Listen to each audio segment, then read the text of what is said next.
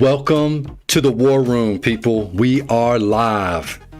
Catch a Dime, Wednesday, February the 11th. I'm the Dime Dropper, and today the gloves are officially off.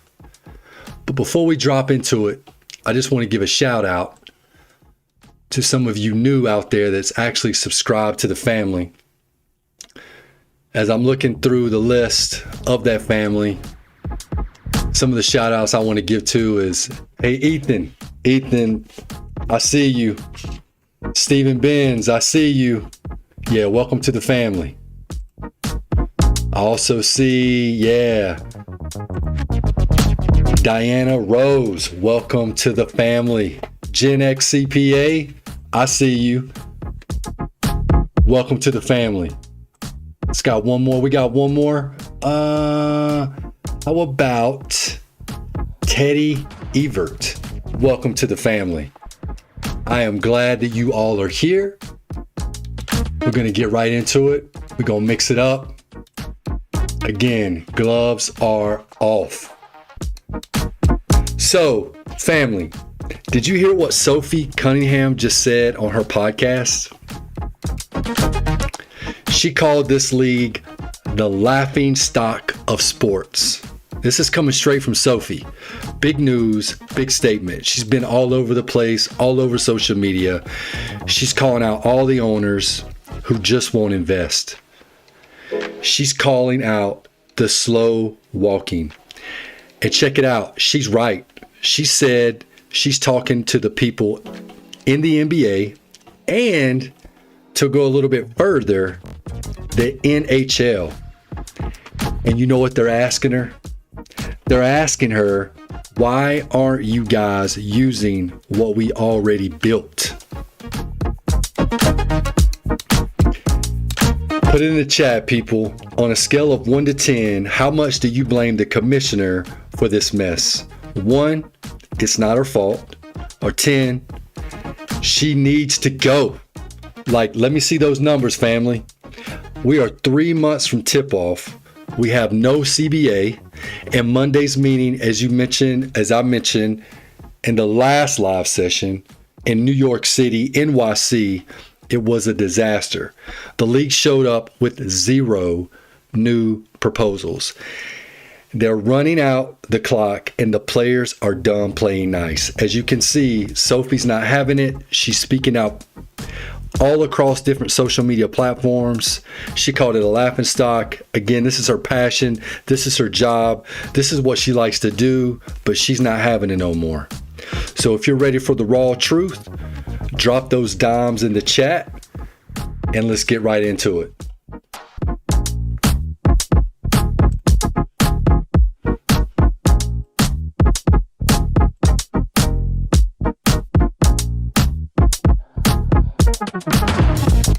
Stay with me, family. Stay with me, family. Stay with me, family. So as we're looking at this $5.5 million gap,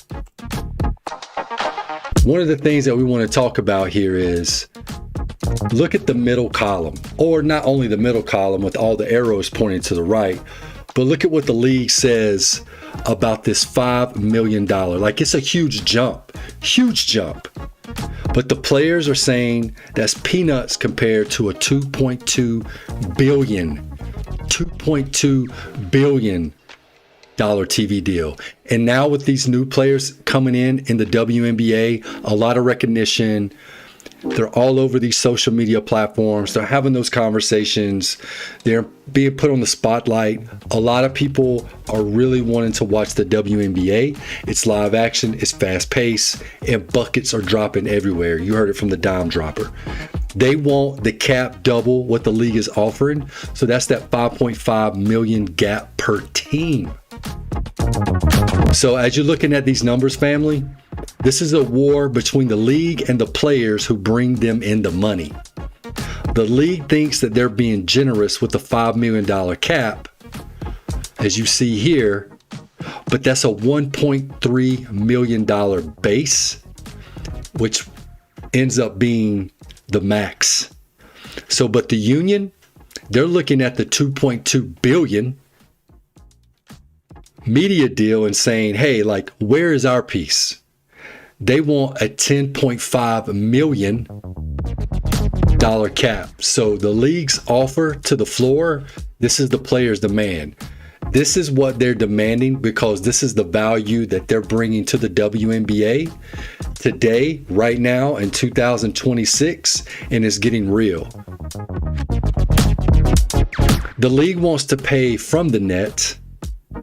The players want 30% gross, as you can see right here, of the total money. The league says that the players' plan would cost them $700 million in losses. How is that even possible? All the money that they're making off ticket sales, merchandise, those TV deals, now they're on all different types of TV channels, so you and I can watch those games, be a part of the culture with the WNBA. Against all age levels, at any time, at any point. How is that a loss? Put it in the chat. Let me know what you're thinking about that loss, because the players say, and check it out, the players are saying, open your books and prove it. This is not a negotiation, because now it's a standoff. The logic, the league's trying to say, hey, like, we're protecting the owners from losses. But hey, again, the players, we're valuing the league's true potential. And I know a lot of you value those players because you comment, chat, thumbs up all the time about your favorite players, what they're doing, and the value that they're bringing to the table in this new era of the WNBA. So as we're getting in the chart too, I actually want you to look at and drop in the chat, if you worked a job, would you want a percentage of the total sales of gross or percentage of what the boss has left after he or she pays for his lunch? You get it. Type gross or net. But this is why, as you're looking at this slide right here, this is why Sophie is so mad, why she's calling it out. This is a laughing stock. This is what's going on. It's the league's model. So they can spend $400 million on offices and flights, and your favorite player's check gets smaller and smaller. In the players' model, a dollar is a dollar. They want transparency.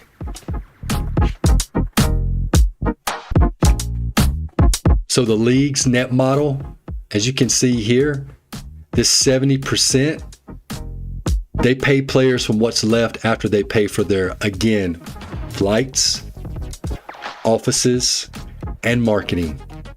And the players, 30% of gross, they get a piece of every dollar that comes in before the league spends it. This is why Sophie called it a laughing stock. The league is trying to hide behind expenses, which is ridiculous.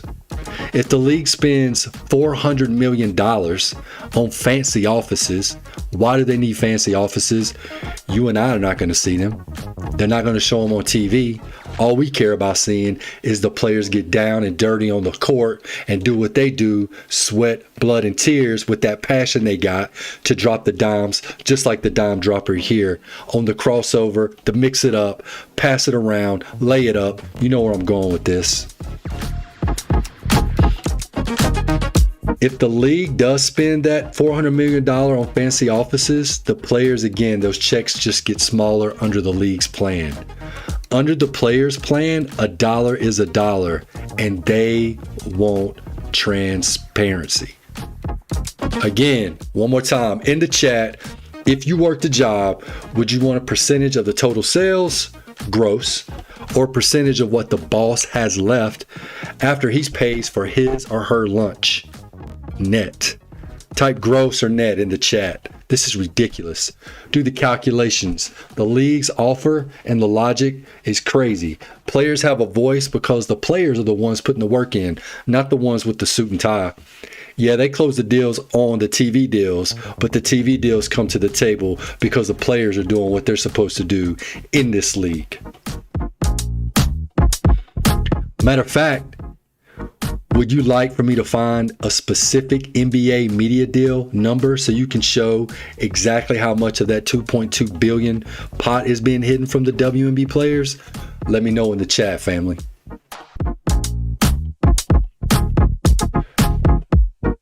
Moving on, as we're looking at the deals, the NBA pot and the WNBA pot. So why are we pulling in the NBA pot? Because now the NBA is voicing to the WNBA. They see the value that they bring. And it's important because the 3% trap right here, really close, it's hard on those female players. And here's the dime. The mainstream media is scared to touch. The NBA negotiated the WNBA's media deal as a bundle. That's right, a bundle. Can you believe that? The rumor is that the WNBA is only getting 3% of the total 7 billion, that's right, not million, but 7 billion annual pot the NBA just signed. The players, they are asking, that's right, they're asking, is our value only 3% of the NBA? What? That's insane. They feel like the big brothers at the NBA office are capping their growth to protect their own margins. So if the WNBA, like they opted out and negotiated themselves, what would they be worth? That's the $2 billion question. So as you're looking at these numbers here that I'm showing you on the screen, the NBA just locked in $1 billion deal. Look at that, people. Family. They gave the WNBA $200 million a year. That is only 2.9% of the total pot. Viewership is up 170%. That is insane. The WNBA has never been looked at this way. It's never been on almost every mainstream channel that you can actually view to find a game. We were lucky enough back in the day, if you were actually able to watch a WNBA game, maybe on a Saturday or Sunday, because the NBA and college is everywhere. But now these females are bringing it to you live, and they showcasing what they can do on the court. If you remember, last year at the WNBA All-Star game, they actually had a female compete against Curry for the three-point shooting contest. What's going to happen this year? It's right around the corner. NBA All-Star is almost upon us. Is somebody going to represent the WNBA at the NBA All-Star? But back to these numbers. The NBA, who owns 42%, decided behind closed doors, of course they did, that the women are only worth 3 cents for every dollar the men get.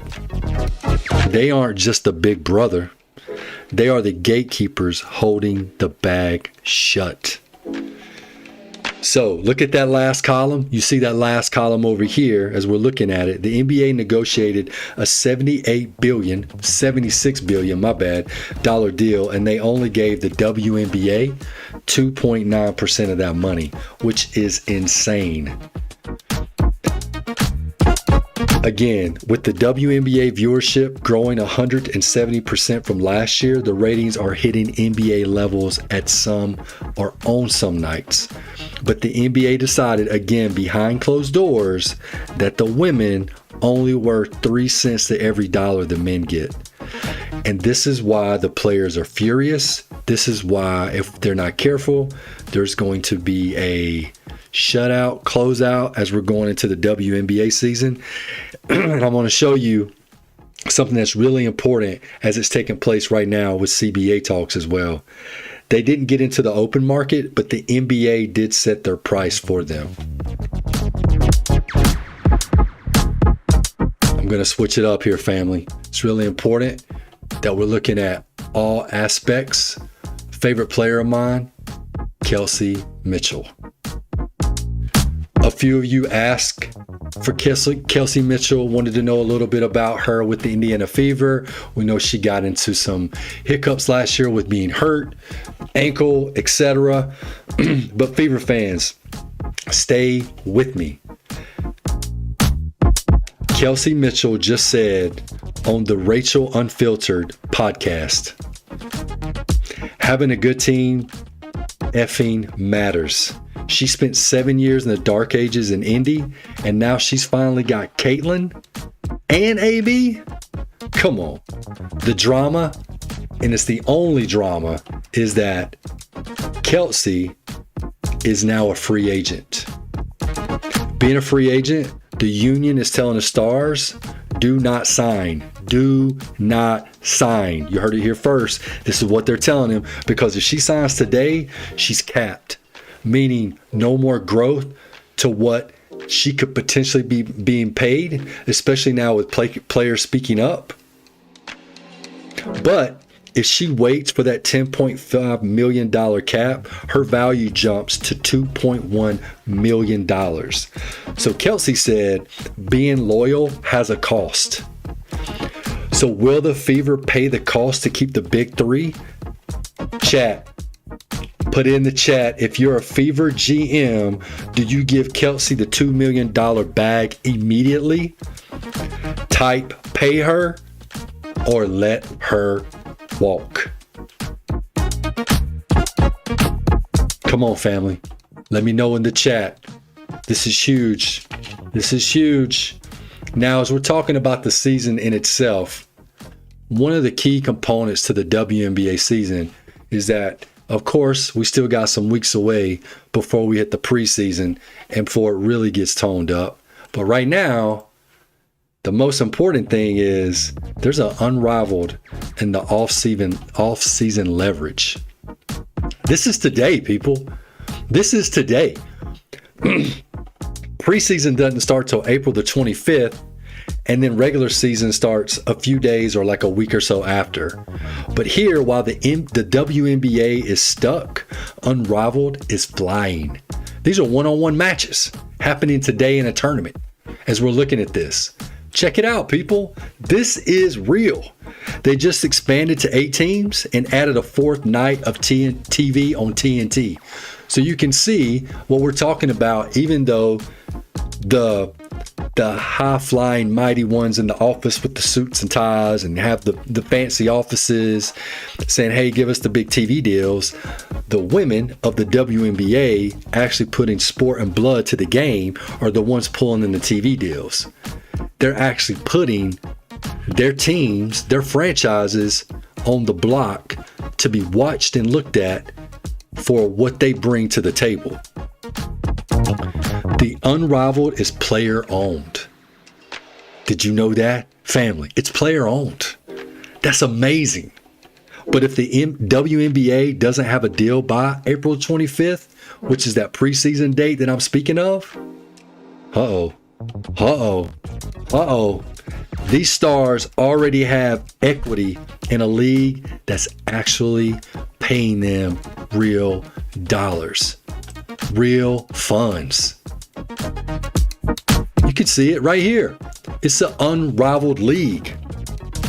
Unrivaled is the insurance policy for these ladies, for these women. If the WNBA doesn't move, the stars might just stay in Miami and play 3-on-3. So chat, would you follow Kaden and AJ to the Unrivaled, type Miami, or WNBA? How awesome is the one-on-one? This is insane. I love this, but I'm also loving it, but hoping none of the players actually get hurt, because we want to see them in regular season. So come on, WNBA, do what you got to do, pay the players. Let's mix it up, because that's important to this league and to the fans, because the fans, they actually want to see what's going to take place this season. There's a lot of amazing talent in the WNBA. A lot of amazing talent. And it don't stop there from what we've seen last year. Let's see what new talent evolves. The chemistry of the teams, the players, whether it's a big three, a dynamic duo, or a single assassin on the court. Bring it. Let's see what you got. Let's see what you're going to do and how you're going to market your franchise in the WNBA. I'm a big Sophie Cunningham fan. She called it a laughingstock, but let's hope that the WNBA proves her comments wrong. But she did say it best. Sophie said it best. This is a successful business. So why aren't we leaning on people who actually built this? So look at this chart before we go. NBA players get 50%. This is insane. 50%, but it's not insane to them. They earn it. They bring in the marketing. They put the work in. They deserve it. But compared to the WNBA, come on. Like, why is that the case? NFL gets 48%, but the WNBA players, they're fighting. They're fighting just to get to 30%. Currently, it's at 9.3%, but the gross of 30% to the players' demand? Come on, WNBA, do what's right. Your seats are being filled now more than ever. 10, 12 years ago, it was a little bit of a struggle, but now when you see the teams on TV or when you're there live in person, it's a full house. The atmosphere is electric. The players are bringing the energy and the fans are bringing the real deal by backing up those players who they love. Take a screenshot of this. Share it on YouTube, share it on whatever social media platform that you want. Let me know the Catch a Dime family knows the real math. Because Sophie was right. It is a successful business, but it's being run like a hobby with people who have no true direction or interest of those WNBA players. Now that's the real, and that's from the Dime Dropper. Every other major athlete in this country gets roughly half of the money that they bring in. That's right, half of the money that they bring in. It is true that both NBA and WNBA players do get their part from marketing, from shoe sales, etc., but not all players are involved with that. They need to be paid what they need to be paid when they're putting in the sweat and tears every day for those teams. The WNBA players are currently getting less than that 10% that we're talking about, but the league's big offer of $1.3 million only brings them to about 15%. Come on, WNBA. You know, I'm actually wondering, do the refs get paid more than these players? Yeah, the refs are in shape. And they actually have their own internal meetings and they watch tape and they do this and do that to get ready for the games. But they got no marketing deals. I'm not going to see the game for the ref. I'm not tuning in on True TV or TNT or ESPN to see the ref. I'm tuning in to see Sophie, AJ, Kelsey, Caitlin, etc. The list goes on and on. Talk to me, people. Let's get into it now. So even if the MLS players get double that, right? So when Sophie Cunningham says that the league is a laughingstock, she's looking exactly at this chart. Right here, Catch a Dime. You heard it here. She's looking at this chart specifically. The WNBA is the only league where their owners, listen to this. The WNBA, that's right, is the only league where the owners keep 85 cents of every dollar. Now, how would you feel about that in your job when you get paid? If that's the case, if your boss, your supervisor, your owner, etc., if they were chopping off 85 cents to every dollar that we work hard at every single day and you're only getting 15 cents on the dollar. Come on. And these people will spend time and time away from their family at all the time. They're always traveling, always on the go, spending time away from their families. They're always doing things, volunteering in the community, spending time at these events that their franchises ask them to do, to be a part of, to put a face with their franchise, to give the people what they want, but yet they're only going to give them 15 cents to the dollar. Catch a Dime family. This is insane. This is insane, but this is the WNBA, and as we know, it can be better. And as we hoping for, this is what the players are striving for, and this is what we're pulling for those players. So look, I'll be back soon to see if the league blinks. That's important. Are they going to blink? There's a lot going on right now. I know All-Star Weekend's coming up for the NBA. Again, will someone from the WNBA or maybe two people be at the All-Star break to actually give more recognition to the WNBA? Is any deals going to go down between now and then for the WNBA? Preseason's upon us, but again, the unrivaled is already in place. So if the league blinks, I'm back. Let's keep the pressure on. Hit that like button. Hey, and if you're new, subscribe. Get in. Be a part of the family. Check it out. And remember, the truth is in the dimes.